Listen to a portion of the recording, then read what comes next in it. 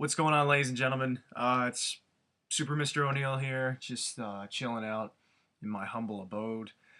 And I had a pretty, decent sized haul, for me anyway, uh, happened lately. Well, one part happened a couple of weeks ago, and the second part happened today. So there you go. And I decided that I might as well still make haul videos if I get giant hauls. Like, and what's the difference between a pull video and a haul video? Well, a pull list video is essentially the comics that you get weekly on a weekly basis. And a haul is essentially, trade paperbacks that you'll pick up, or spare issues that you'll pick up, or back issues that you'll pick up, or whatever at a pawn shop or at another comic store or what have you. It's more of an event more than something that happens on a weekly basis. And as we know, I'm pretty much done with making the weekly videos because I'm a lazy fuck and I can't keep up with it. And I have a little bit of an excuse now because I've been busy with a lot of shit. So mostly university, and I'm also going to be. I don't know if you heard about it. I'm going to be in that online MOOC, MOOC. That's a massively online, or it's MO. I can't remember how they spell it, but whatever. It's like massively online course, and basically it's about gender through comic books. And I got my syllabus and I got a lot of stuff. I think I might do some updates about that for those of you who didn't enroll in it. If you didn't, see if you can still get in. It's absolutely free. The only thing you have to buy are comics. Dead serious, and they are discounted for you on Comixology. Um, and they have the list for you. So I say, check it out, look into it. It looks to be awesome. Like, there's gonna be live chat feeds with like Brian K. Vaughan, with Scott Snyder, with Mark Wade, Gail Simone. Fuck, I can't even remember who else. Kelly Sue DeConnick, I believe. I think Matt Fraction was supposed to. I don't know if he is anymore. Um, so many fucking people. Terry Moore is the first one, I believe. Um, yeah, just so many awesome people, and I'm just so excited. And it's absolutely free. The only thing, the only thing you have to buy are comics. That's the only thing. And you got to do. There are assignments you got to do and all that stuff. And it starts April the 2nd. So, look into that. But anyway, back on course. Uh, I bought some comics off of Amazon. I bought some trade paperbacks, and I read one of them. I'm in the process of reading of another one, and I bought three of them, and they're all by one creator, and that creator is Paul Pope. And books that I got, first one that I read, 100%. This was a very, very, very good book. When I first started reading it, I was just kind of sitting there. I'm like, okay, wow me, wow me. And I always get into that habit, and I really shouldn't because it can ruin books. Um, but I kept sitting there reading it, and I'm just like, I don't know where this is going. I mean, it looks beautiful, but I don't really get it. And then about halfway through, I realized this is just a romance book. This book right here, it's a romance book. Don't be fucking fooled by it. Don't be fooled by the look of the cover or anything like that. It's a boy meets girl romance story going for three separate couples, and it's very good. It's basically got a sci-fi kind of cyberpunk, a little bit dystopian setting. It's set in a future New York in, I forget what year it's supposed to be, but like 2050. So it's set in the year 2050 in New York City, and the world's kind of shitty, and it's just all these people coming together. And the reason why Paul Pope called it 100%, I saw it in an interview that he did. He said that basically these are basically relationship stories that he's heard about or that he may have experienced and all that stuff. And instead of doing it as a straight adaptation, he made it into this big science fiction sprawling world.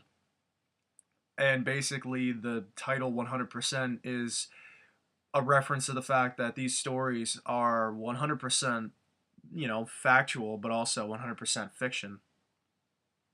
and I really like that juxtaposition. It's a really good story. The artwork is beautiful. Anything anything Paul Pope draws is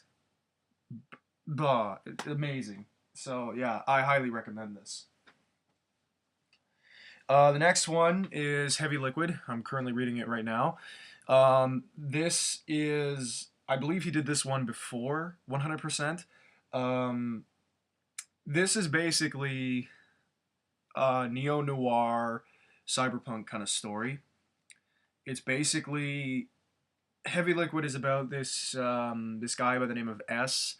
S stands for Stooge, and basically him and two friends of his rip off these gangsters, and they steal a shit ton of this drug called Heavy Liquid. It's kind of like mercury, and they boil it down like liquid mercury, and they have to put it in their body, and they get high as shit. Um, and basically, he comes across a deal with this very rich guy to basically take the heavy liquid that he has to sell and turn it into art and to like freeze it up because it's basically a metal mineral. It's weird. It's interesting. I'm liking it. I've been going really slow at it. I think I might just finish it off tonight. Um, but goddamn, it looks beautiful. Of course, it's Paul Pope. So I've been really liking it, and I hope it ends really well.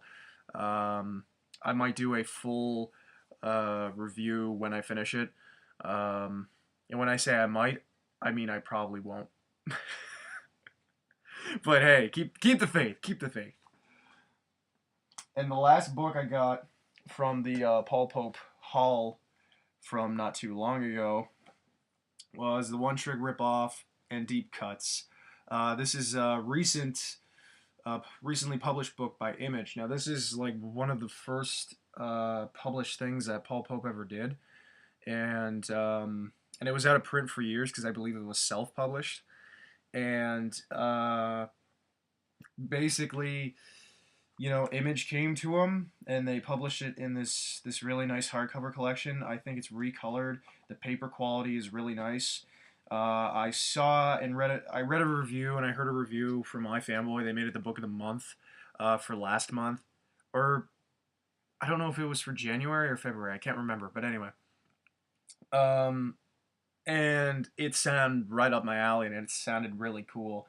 So I bought the shit out of it, and it's basically the same type of hardcover you get for those big Walking Dead hardcovers. I don't know if it's I don't know what edition you'd call them, but whatever. But it's good printing quality. Like you can just go up on the mean streets of New York and just take this thing and bash someone's head in.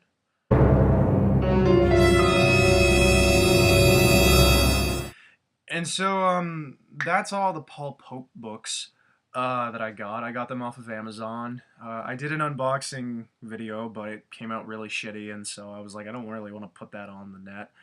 Um, so yeah, that's that. Today being Sunday, I happened to, I woke up and I was sitting around and I didn't really have much of anything to do. And I said to myself, you know what? I'm gonna go to the flea market. We have a giant flea market where I'm at. I live on an island called Cape Breton, um, and we have this landmark in. It's considered a city, but it's not really a city. It's called Sydney.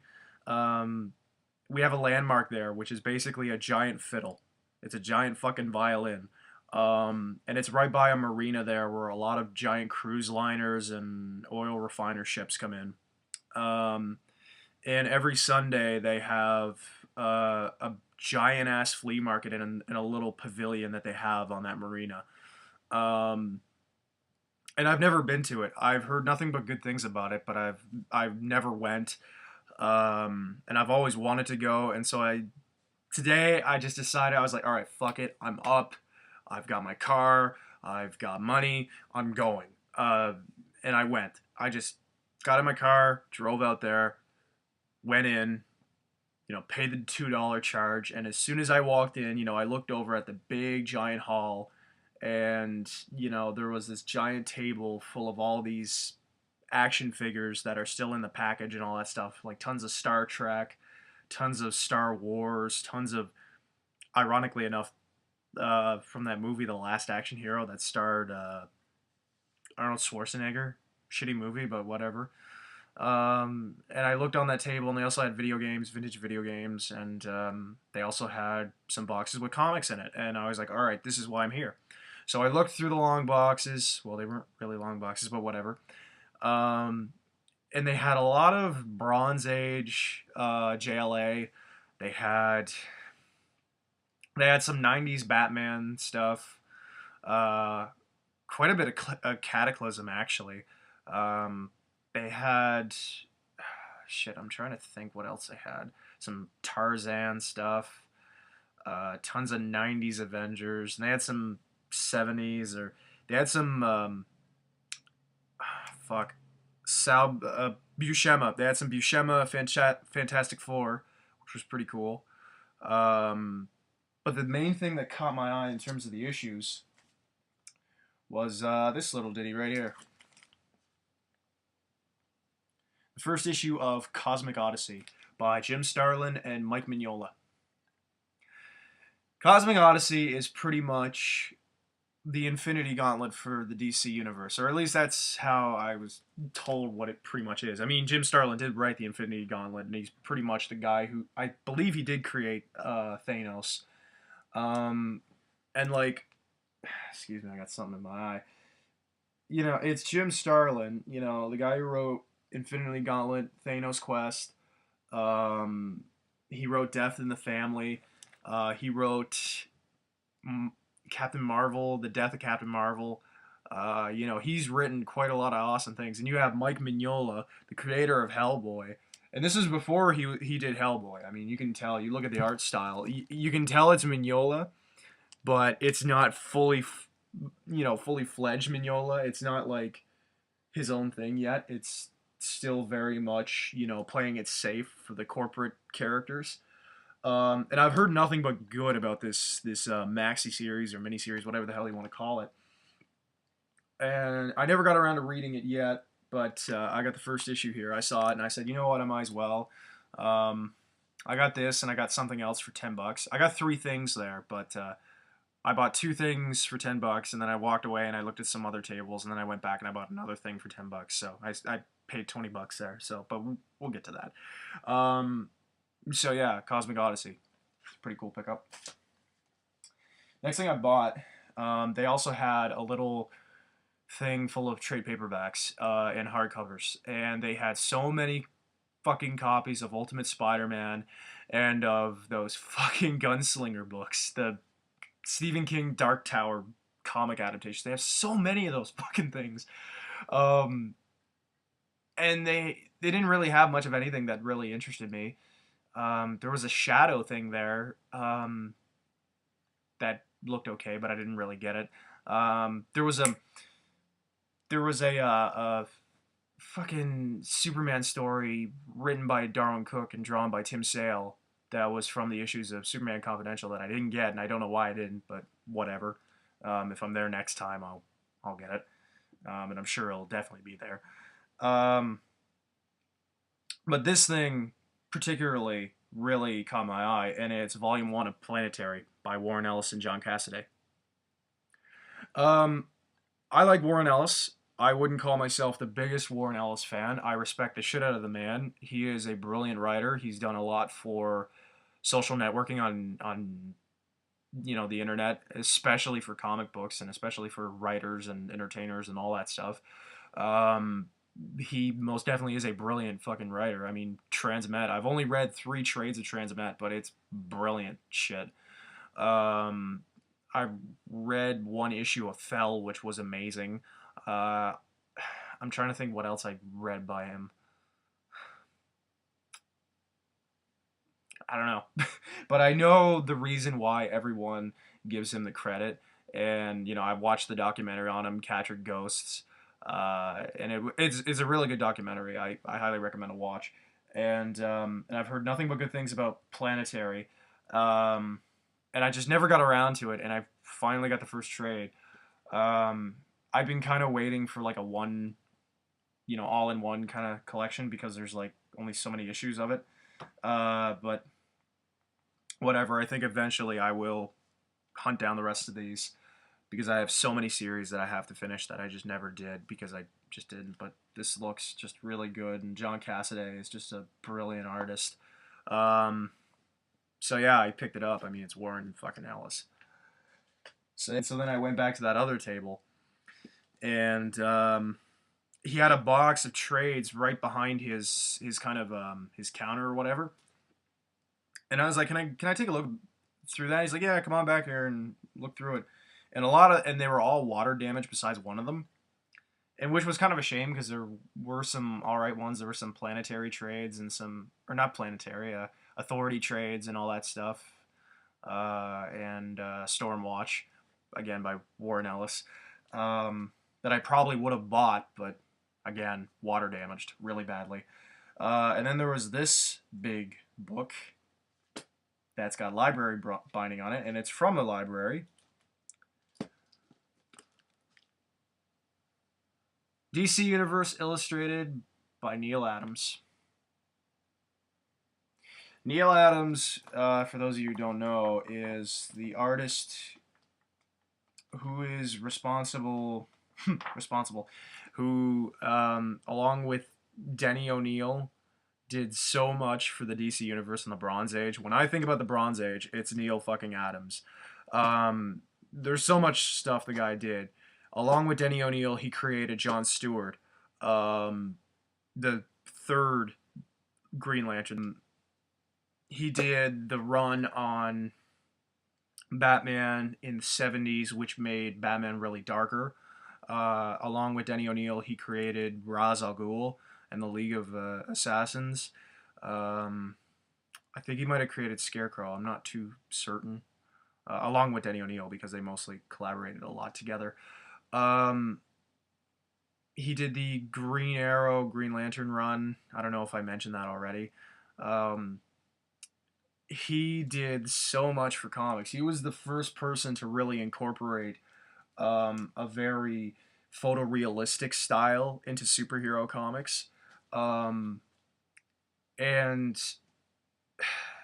what else did he? He did a lot of stuff for creator rights. He was one of the first people to really speak out against it because he didn't get the royalties he deserved from the things that he helped create. He helped get Joe Shuster and Jerry Siegel their rights back for Superman. He did so much for the comic industry, and he most definitely does deserve every little bit of praise that the man gets. This is a bit of comics, like actual stories, and it's some random stories from all over. Like there's some Batman stories, there's some Teen Titans stories, there's some JLA stories, there's some Superman stories. There's some war stories. Shit, I'm trying. Crazy. There's a 9/11 tribute. Jeez, it's all over the place. And there's also some sketches in here as well. Let me see if I can find it. There's one. There's a good one. That image right there, I've seen that on so many, little gift bags for like birthday parties to put gifts in. It's not even fit.